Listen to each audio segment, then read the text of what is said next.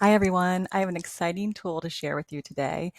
It's called Goblin, and I know that name's not great, but it has some excellent tools inside of it that are very helpful for anyone who has a hard time completing tasks that can be overwhelming, who has a hard time deciding where to start with tasks. And so let's get started because this can help a lot of people, children and adults as well. So I'm going to move myself down here, and this is what it looks like when you log into Goblin Tools. At the top, you have some choices to select. The magic to do, which is what we're in right now, it breaks anything down for you. So you can put anything in there. I'm going to put in, write a 5-paragraph essay on my favorite person. Okay, over here, I'm going to hit the plus sign. So it adds it down here and break it down. So in a matter of seconds, it gives you steps that you can take if you're not sure where to start with this task, which this is a great example of something a teacher might tell students to do in class. And, not everyone breaks it down as much as it needs to be depending on the individual students. So this tells you, where to start, how to get through to the conclusion. Any of these steps that it gives you, you can also break down further. So let's see, first paragraph, you can click on this button and say you want a little bit more information on that. So this is an incredibly helpful tool on giving you steps and breaking things down. There's lots of other things that you can do in here as well. You can get estimates of time. How long is it going to take me to do this? About an hour, it tells you for this one. You can add subtasks. You can move things around, but this is just to give you an idea of how it can break things down for you. I'm going to move on to the Formalizer. The Formalizer helps you if you have thoughts and you don't really want to take the time, or maybe you're just not sure about how to rephrase it. And one example I was going to put in here is from a teacher's perspective. Let's just say there was a kid who was terribly behaved in class. He was rude and mean to other students, and it's the third time he's done it, and you want to let the parent know it was a problem, it wasn't okay. That's just rambling out of my head. Okay, I wouldn't use that language normally with a parent. So you want to make it more professional. There are different options, definitely not more sarcastic, more professional. You can do convert. And down here at the bottom, it'll take whatever you put in there that's spicy and change it to as you asked it. And down here, it actually comes up with like a nice letter that's much more professional, letting the parent know in different language that he displayed rudeness and unkindness. His conduct was quite challenging.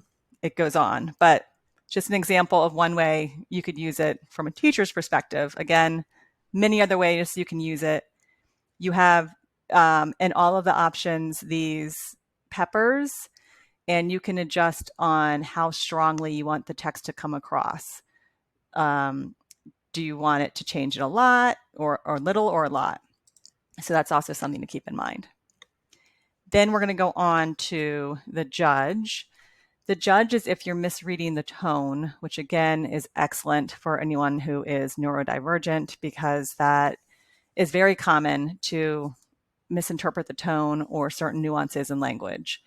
So for this one, an example, again, from an adult's perspective, I was going to give is if you got an email, let's just say, and it came across like this.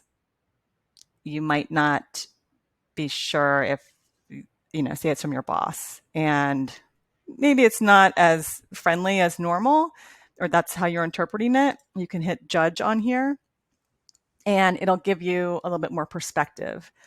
So this says that, let's see, it comes across as slightly demanding and urgent, and indicates a sense of strict deadlines and expectations. It suggests a need for immediate action. The tone may be perceived as assertive or insistent. Okay, well, that doesn't help too much, but you can continue, to add on there, and you can make adjustments here as well. So that's the judge. You can play around with that one. The estimator, again, you have that option in the beginning, but here it might just be something like, for a kid, clean my room. How long is this going to take me? 1 to 3 hours. Okay. Gives them an idea. That'd be a great one also to put in to Magic to Do. So it breaks down those steps for them. Pretty cut and dry for the estimator. The compiler, love this one. If you have a lot of thoughts, just scattered thoughts in your brain, and you just want to dump them all in here. Again, you also have the microphone over here. You can speak them into the program, which is great accessibility. So for this one, I am just going to put this in because I had already typed some ideas. Just rambling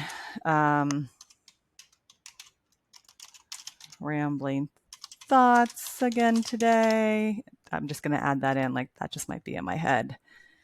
So it puts it in bullet form at the bottom. And that's funny, it actually added that last one. I thought it might skip it. So instead of it just being, all in one line, not organized at all, it puts it in bulleted form. Depending on what your thoughts are, a lot of times it will condense it. And then from here, you can send it to the Magic to-do list if you want it to go back in there. And we're going to go see that. So you can see that all right here. And I'm going to show you one last feature. Let's get rid of the paragraph one. So I'm going to remove that. Okay, here was our list. Now, this is a really neat idea that I got from somebody else, that if you have a lot of things to do, but there's not necessarily an urgent priority on which one to start, that can also be a huge hindrance, because a lot of times that's harder for people to know how to prioritize and which one to start with. And that can be a really strong wall for a lot of people to get past. So this is a great idea, is if you have a list like that and one doesn't necessarily take priority over the other, here you can export it, copy to the clipboard, and you can use another program. This one I'm using is called Wheel of Names, but a lot of people use a similar program like this. It's like Wheel of Fortune. It's just a spinner. You can paste your list in here. So now you can see all of the different tasks on the spinner, and leave it to the spinner by clicking the arrow for it to spin.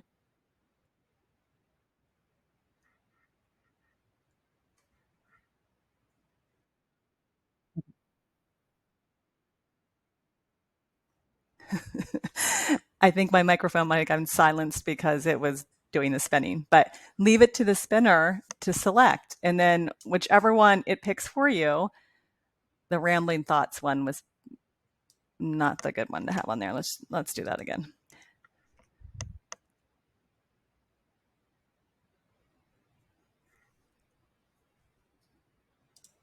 There we go. Schedule a doctor's appointment.